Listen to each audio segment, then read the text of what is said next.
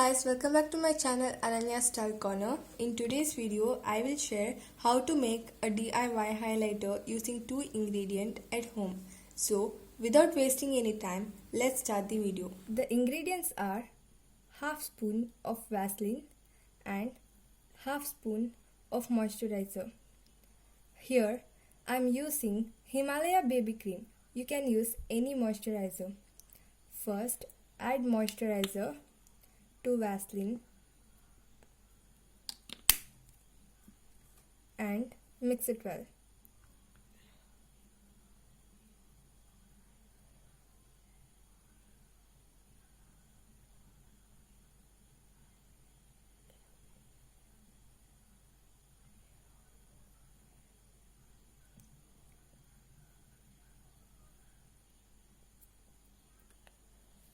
After mixing it well, store it in any closed container.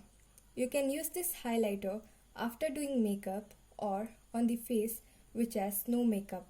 Apply it on your cheeks, nose, chin, forehead as you apply other highlighter.